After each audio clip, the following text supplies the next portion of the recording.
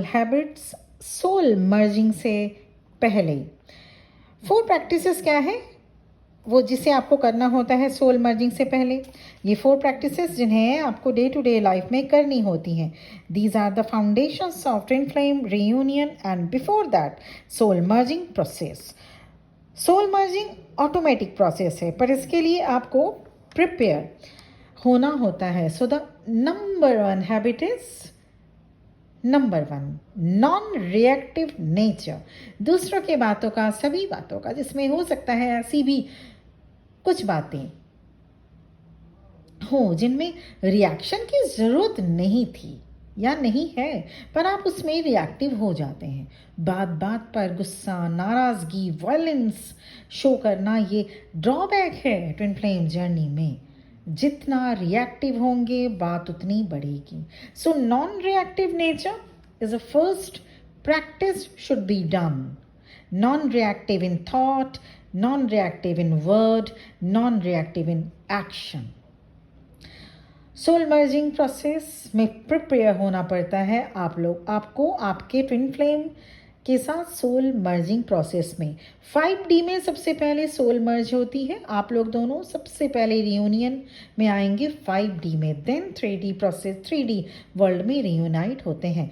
तो soul merging process में 4 preparation. Number 1 preparation है नॉन रिएक्टिव नेचर। दूसरों के बातों को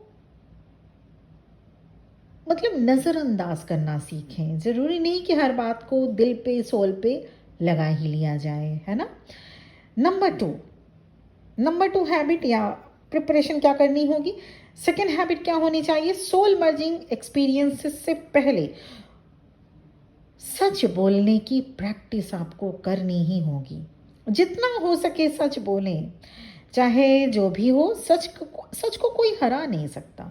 सत्य परेशान हो सकता है, पराजित नहीं। ये हम सब ने सुना है, ये हम सब जानते हैं, है ना। One should not tell falsities. हाँ, हार्श ट्रुथ को अवॉइड करना चाहिए।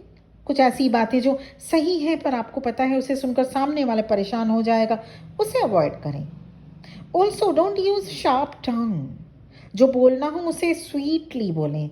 मैं मानती हूँ कि दिन में न जाने हम कितनी बातें करते हैं, तो ऐसे में अगर आप 100 सेंटेंस भी बोलते हैं एक दिन में, तो कोशिश करें जो बोलें स्वीटली बोलें। शुरू में 10 से 20 सेंटेंसेस ही स्वीटली बोल पाएंगे आप। धीरे धीरे व्हेन इट बिकम्स प्रैक्टिस 40 से 50 सेंटेंसेस आप स्वीटली बोलने लग जाएंगे। इसी तरह से आगे और भी स्वीट होता जाएगा। इसलिए ये भी ज़रूरी है कि कम बोलें। Speak less, speak minimum possible words. ये जो हमारे टंग है ना, जीभ, उसी से सब शुरू और सब कुछ ख़त्म भी होता है। हमारे जीभ से ही सब विवाद, डिस्प्यूट, लड़ाई झगड़े, पंगे सब कुछ शुरू होते हैं और जीभ से ही सब ख़त्म। Relationship, friendship, everything, right. तो सेकेंड जो हैबिट है, प्रिपरेशन करनी होगी आपको सोल मर्जिंग से पहले, झूठ नहीं बोलना। You need to practice to be authentic. Don't apply, don't tell falsities. You need to tell a truth. और मीठा बोलें, स्वीट बोलें।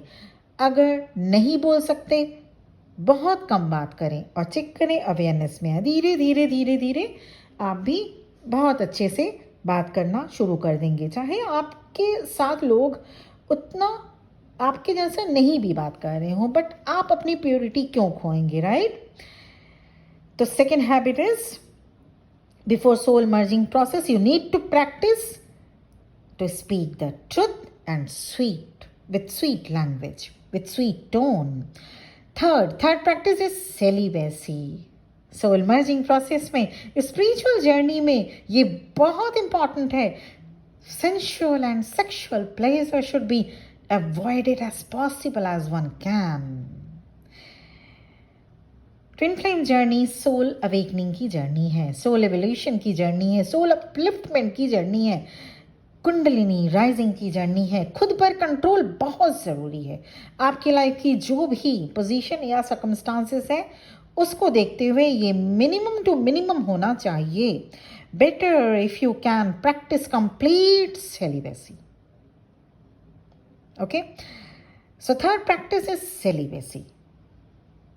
और हाँ, ये आपके सर्कमस्टांसेस पे बहुत डिपेंड करेगा, क्योंकि मैं एक लाइन अभी यहाँ पे ऐड करना चाहूँगी जो मैंने अभी कहा भी है कि आपकी लाइफ की जो भी पोजीशन या सर्कमस्टांसेस है उसको देखते हुए, मुझे उम्मीद है आप समझ पा रहे हैं मेरी वर्डिंग्स को, मेरी बातों को, कि आपकी ज़िंदगी में जो भी पोजीशन या सर्कमस्टांसेस हैं उसको देखते हुए ये मिनिमम टू मिनिमम होना चाहिए, क्योंकि इफेक्ट पड़ता है इस जर्नी में. So third practice is celibacy. Fourth and last practice या हैबिट आपको अडॉप्ट करना चाहिए सोल मर्जिंग प्रोसेस से पहले, वो है कभी भी किसी से फ्री में कुछ भी ना लें, कुछ भी फ्री में नहीं. हाँ, ये रूल सर्टेनली आपके पेरेंट्स, स्पाउस या क्लोज फैमिली मेम्बर के लिए उतना एप्लीकेबल नहीं होता, up to the some extent applicable नहीं होता. पर अगर आप किसी से भी एट रैंडमली गिफ्ट लेते रहते हैं या एक्सेप्ट करते रहते हैं, तो ये गिफ्ट आपको उस पर्सन के साथ एनर्जेटिक एंटेंगलमेंट क्रिएट कराता है, और आप न चाहकर भी उस पर्टिकुलर पर्सन से ऑब्लिगेशन में आ जाते हैं.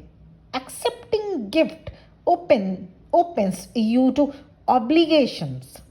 ऐसे में आपकी एनर्जी स्कैटर्ड हो जाती है. You need to bound your energy, you need to collect your energy in extreme high vibrational state. और अगर आपकी एनर्जी स्कैटर्ड हो जाए, फिर से आपके पेरेंट्स अगर आपको कुछ दे रहे हैं, यू कैन.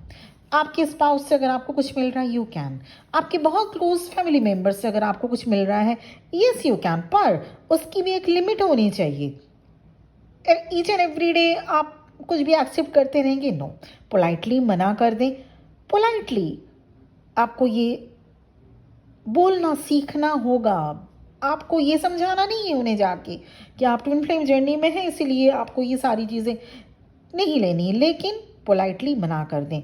अगर 10 गिफ्ट आपके पास आता है एक महीने में, तो आप 2 लें.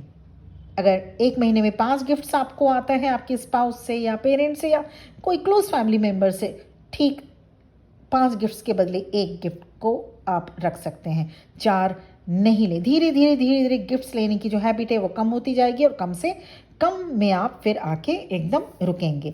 और किसी भी ऐसे कोलीग दे दिए या कोई दूर के फ्रेंड दे दिए या नेबर से गिफ्ट नहीं एक्सेप्ट करिएगा, because accepting gifts opens you to obligations. ऐसे में स्कैटर्ड हो जाएगी आपकी एनर्जी. आप लोग जो इनर वर्क करते हैं, आप लोग हाई वाइब्रेशन में आते हैं लेकिन सस्टेन नहीं कर पाते, इसलिए रियूनियन नहीं हो पाता है.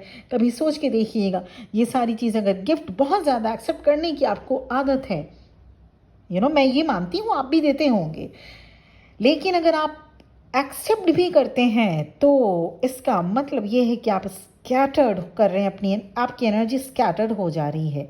ऑब्लिगेशन में इंसान बच जाता है अगर गिफ्ट बार बार एक्सेप्ट करने लगे. ट्विन फ्लेम सोल मर्जिंग में आपको अलाइंड होना होता है, स्कैटर्ड नहीं. इसीलिए हर ईच एंड एवरी डे और every now and then gift accept करने से बचें, गिफ्ट लेने से बचें.